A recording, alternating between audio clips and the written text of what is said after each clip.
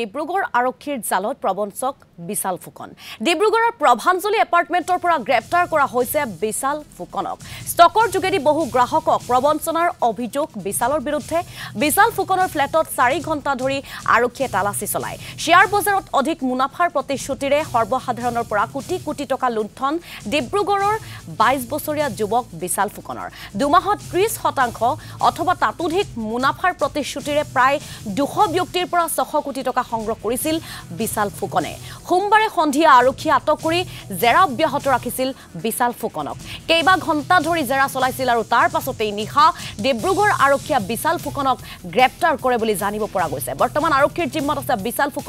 ফুকনক জেৰা অব্যাহত ৰাখিছে সোধা পোছা চলাই গৈছে এই সন্দৰ্ভত কোন কোন লোকৰ পৰা বা কৰ লোকৰ পৰা ধন লুটিছিল সকলো পৰৱৰ্তী সময়ছোৱাত হয়তো জল পটপটকে ওলাই পৰাৰ সম্ভাৱনা আছে কিন্তু সেই যিটো এপাৰ্টমেণ্টত জেৰা চলাইছিল আৰু জেৰাৰ অন্তত বিশাল ফুকনক গ্ৰেপ্তাৰ কৰে বুলি জানিব পৰা গৈছে আৰু আমি এই সন্দৰ্ভত অধিক তথ্য জানিবৰ বাবে ফোন যোগে সংযুক্ত হ'বলৈ বিচাৰিছো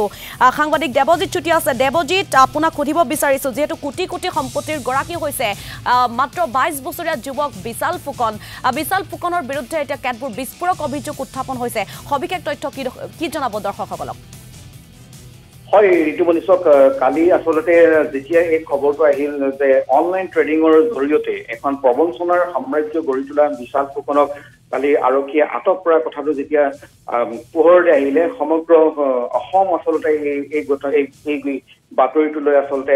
যথেষ্ট চাঞ্চল্য সৃষ্টি হ'ল কাৰণ এটা কথা গম পাই আহিছো যে আজি কিছুদিনৰ পৰা বিশাল ফুকনৰ নাম যথেষ্টখিনি ওলাই আছে কাৰণ বিশাল ফুকনে অনলাইন ট্ৰেডিঙৰ জৰিয়তে কেইবাশ গ্ৰাহকক প্ৰায় 200-300 গ্ৰাহকক তেওঁ প্ৰবঞ্চনাৰে তেওঁ যিহেতু ধন সংগ্ৰহ কৰিছিল কোটি কোটি টকা তেওঁ ধন সংগ্ৰহ কৰিছিল আৰু সেই ধনৰে তেওঁ অনলাইন ট্ৰেডিঙৰ এক ব্যৱসায় তেওঁ চলাই আছিল আৰু এই লৈ যেতিয়া তেওঁৰ ওপৰত অভিযোগ উত্থাপন হৈছিল আৰু সেই অভিযোগৰ ভিত্তিতে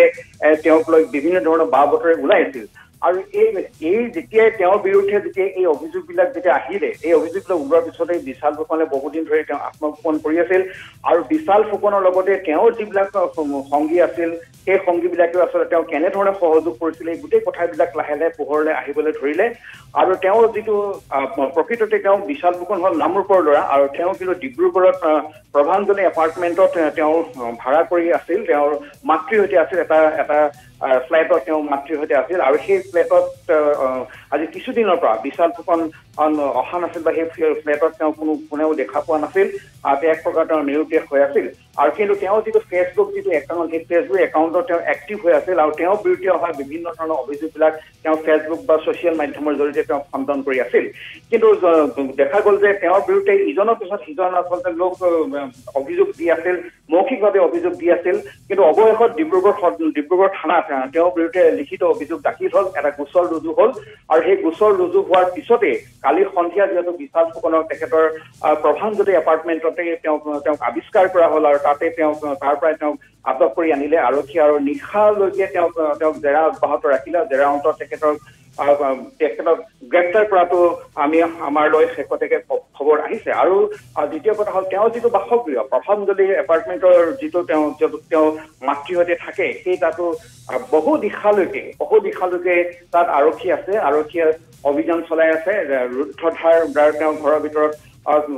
আৰক্ষীৰ দল সোমাই গোটেই অভিযান চলাই আছে আৰু সোধা পোছা অব্যাহত ৰাখিছে পৰিয়ালৰ অন্যান্য লোককো বোধ হয় এই গোটেই ঘটনাটো সোধা পোছা কৰিছে এতিয়া কথাটো হ'ল যে বিশাল ফুকনে যিখন সাম্ৰাজ্য গঢ়ি তুলিছিল সেই সাম্ৰাজ্যৰ জৰিয়তে কিমান কোটি টকা তেওঁ ইয়াৰে অনলাইন ট্ৰেডিঙৰ জৰিয়তে লেনদেন কৰিছে সেইটো এতিয়া পৰৱৰ্তী সময়ত গম আহিব কিন্তু বহু হয়তো হাজাৰ কোটিও হ'ব পাৰে কাৰণ এখন তেওঁ সাম্ৰাজ্যখন যথেষ্ট ডাঙৰ আছিল আৰু ইমান কথাত ক'ব লাগিব যে মাত্ৰ 22 বছৰ বয়সীয়া এটা ল'ৰাই ইমান কোটি কোটি টকাৰ কেনেকৈ গৰাকী হ'ল কেনেকৈ অধিকাৰী হ'ল সেইটো লৈ ডাঙৰ প্ৰশ্ন কাৰণ তেওঁ যিটো লাইফ ষ্টাইল বা তেওঁ বিভিন্ন বন্ধু বান্ধৱ বা পৰিয়ালৰ যিসমূহ গিফ্ট দামী গাড়ীৰ গিফ্ট দিয়া দামী দামী তেওঁ নিজেও দামী দামী গাড়ী ব্যৱহাৰ কৰা বা তেওঁ লাইফ ষ্টাইলৰ আৰু যিখিনি এই ছবি আপোনালোকে ফেচবুকত দেখিলেও গম পোৱা যায় তেওঁ কেনেধৰণে এটা লাইফ ষ্টাইল তেওঁ ধাৰণ কৰি আছিল আৰু তদুপৰি শেহতীয়াকৈ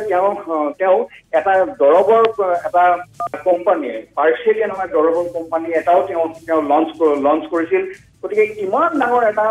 তেওঁ সাম্ৰাজ্য গঢ়ি তুলিছিল মাত্ৰ 22 বছৰ বয়সৰ ল'ৰা যথেষ্ট চতুৰ ল'ৰা কাৰণ তেওঁ যিখিনি লেনা দেনা কৰিছিল টকা পইচা সেইখিনি নটাৰীৰ যোগেদি তেওঁ লেনা দেনা কৰিছিল আৰু তেওঁ ছচিয়েল মিডিয়াত এটা কথা কৈ লিখে যে মই যিখিনি কৰিছোঁ সম্পূৰ্ণ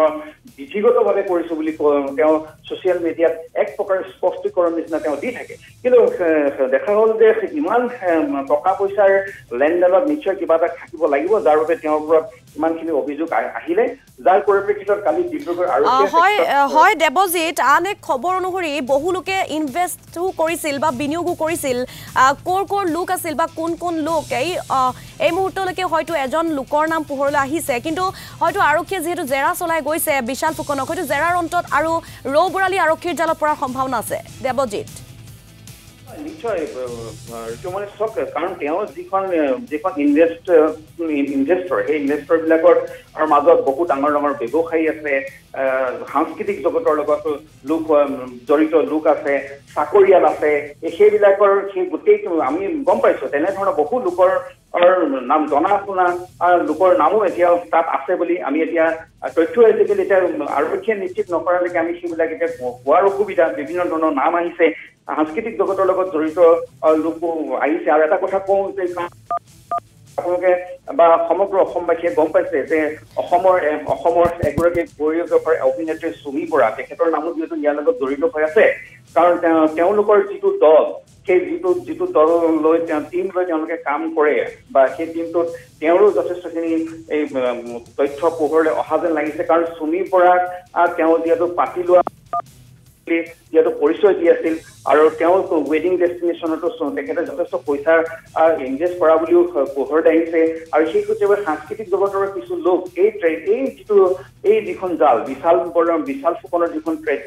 অনলাইন ট্ৰেডিঙৰ যিখন জাল সেই জালত ভৰি দিয়া বুলি আমি গম পাইছোঁ আৰু মুধা পথাৰ কিছুমান ব্যৱসায়ীও ইয়াত তেওঁ জালত ভৰি দিয়া বুলি আমাৰ খবৰ আহিছে সেইখিনি সময় নিশ্চয় আমি পৰৱৰ্তী সময়ত গম পাম গতিকে আপুনি কোৱাৰ দৰে যে এতিয়া হয়তো বিশাল ফুকনৰ সুদা পোচন্ত হয়তো বহুতো ৰৌ বৰালী ইয়াত পোহৰলৈ আহিব কাৰণ দেৱজিৎ আপুনি বিশাল ফুকনৰ সন্দৰ্ভত কেইবাটাও তথ্য আগবঢ়ালে আপোনাক ধন্যবাদ জনাইছোঁ কেৱল মাত্ৰ 22 বছৰ বয়সতে অৰ্থাৎ কম বয়সতে আচলতে কেনেদৰে কোটি কোটি সম্পত্তিৰ গৰাকী হৈছে এগৰাকী বিশাল ফুকন এতিয়া চৰ্চাৰ মাজত সোমাই পৰিছে বিষয়টো এনেদৰে দেখিবলৈ পোৱা গৈছে এতিয়া সহজলভ্য ধন ঘটাৰ দিশ প্ৰশস্ত কৰি লৈছে যেন বহুতো প্ৰবঞ্চকে এটাৰ পাছত আনটো অৰ্থাৎ কিছুদিনৰ পূৰ্বে দেৱী ষ্টকৰ যি স্বত্বাধিকাৰী দীপাংকৰ বৰ্মনৰ বহুতো ন তথ্য পোহৰলৈ আহিছিল তাৰ পাছতে আনটা প্ৰবঞ্চক নাম বিশাল ফুকন অনলাইন ট্ৰেডিঙৰ জৰিয়তে বহুতো লোকৰ পৰা ধন সংগ্ৰহৰ এতিয়া অভিযোগ উত্থাপন কৰিছে সেই অভিযোগ অনুসৰি কালি যি তেওঁৰ এপাৰ্টমেণ্ট আছে এপাৰ্টমেণ্টত গৈ উপস্থিত হৈছিল আৰক্ষীয়ে 4 ঘণ্টা ধৰি জেৰা চলাইছিল আৰু জেৰাৰ অন্তত বিশালক গ্ৰেপ্তাৰ কৰিছে জেৰা চলাই যোৱাৰ পাছত দেখিবলৈ পোৱা যাব হয়তো বিশাল ফুকনৰ সৈতে আন কোনোবা জড়িত হৈ আছিল নেকি বা কোন কৰ লোক জড়িত হৈ আছে সকলোবিলাক তথ্য পোহৰলৈ অহাৰ সম্ভাৱনা আছে